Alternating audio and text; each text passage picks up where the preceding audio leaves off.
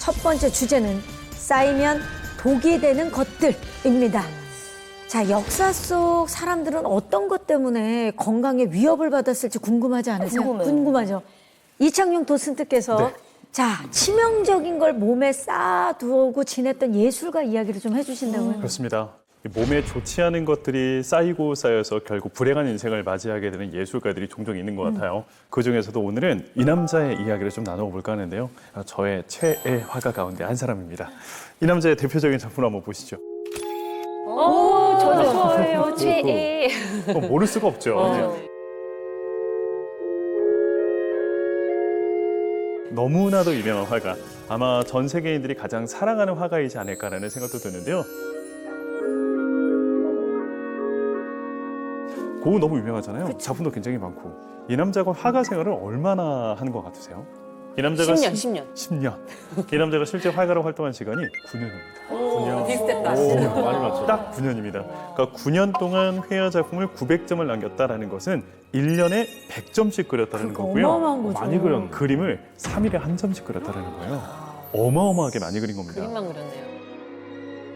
그런데 이 남자가 이렇게 열정적으로 그림을 많이 그렸던 데에는 여러 가지 이유가 있다라고 많은 학자들이 이야기를 하거든요. 작품을 보시면서 좀 이야기를 나눠보시면 좋을 것 같아요. 탁자 위에 무언가가 놓여져 있어요. 이게 혹시 뭔지 아시는 분 계실까요? 눈은 왜 레몬즙으로 보여? 약간 레몬즙. 그렇게 보실 수 있습니다. 탄산수 같기도 한데. 탄산수 같기도 하고요. 일단 고흐가 너무나도 사랑하고 집착했던 것 가운데 하나입니다. 뭐 술이겠네. 술입니다. 알고, 바로 왠지. 압생트라고 하는 술이에요. 이 압생트 한 번쯤은 들어보신 적이 있으실 거예요. 19세기 몽마르트에서 굉장히 유행했던 술입니다. 왜 그토록 예술가들이 이 압생트라고 하는 술을 좋아했을까? 이유가 있습니다. 일단 가격이 쌉니다. 네. 한 잔 가격이 그때 당시 10성팅 정도 했다고 해요. 그러니까 지금 돈으로 치면은 한 잔에 1,000원밖에 안 합니다. 근데 도수가 높아요. 오, 그렇죠. 아무리 낮아도 40도, 평균 70도 정도 했습니다. 70도. 70도짜리 술이에요. 어마어마하게 도수가 1,000원에? 높아요. 그런데 1,000원이에요. 그러다 보니 가성비가 좋네요. 일단 한 잔 마시면 금방 취합니다. 재밌는 점이 여기 압생트 안에는 그 쑥으로 보통 증류를 하거든요. 그래서 그 쑥 성분이 이제 많이 들어가 있는데 여기는 투존이라는 성분이 섞여져 있어요. 투존. 이게 정신 착란을 좀 많이 일으킵니다. 그래서 투존이 들어가 있는 압생트를 마시게 되면 환각 증상이 좀 같이 동반되기도 했었다라고 해요. 많이 마셨을 경우에.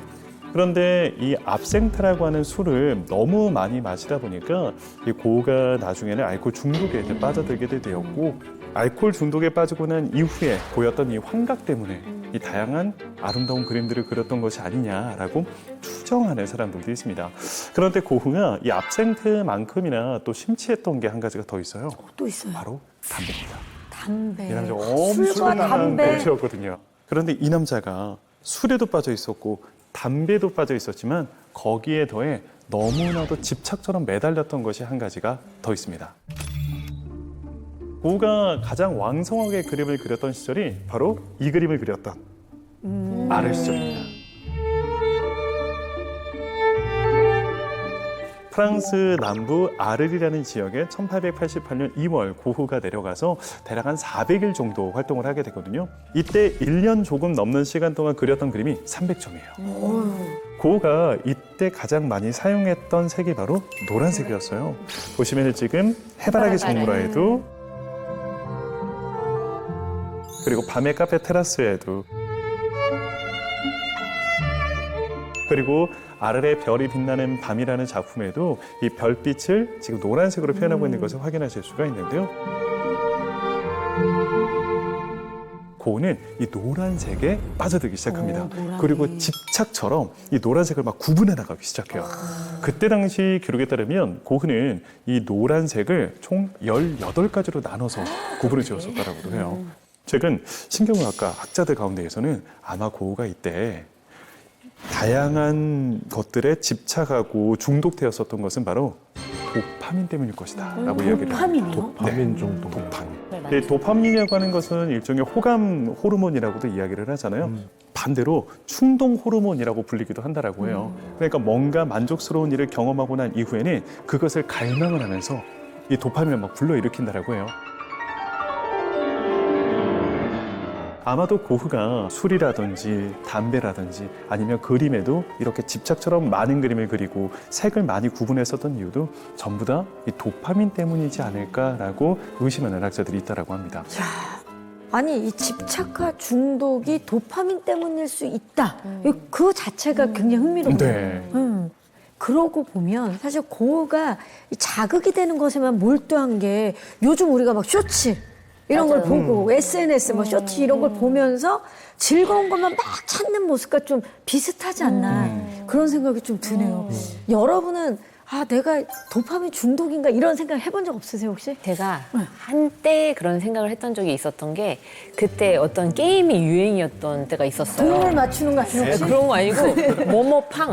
그게 돈을 맞추는 거. 그게 정말 하셨어요? 저도 했죠. 했어요? 아니 제가 그거 했을 때는 진짜 눈 뜨면 핸드폰부터 찾아서 그거를 할 정도로 그것만 한 거예요. 또 이제 지인분들도 같이 막 점수가 나보다 올라가면 또 안 돼 이렇게 경쟁과 막 하고 성취와. 그 당시에 제가 그 팡에 꽂혀가지고 진짜 몇 달을 그러다가 이제 나는 이제 절 끝내야겠다 하고서 이제 아예 탈퇴한 적이 있었죠.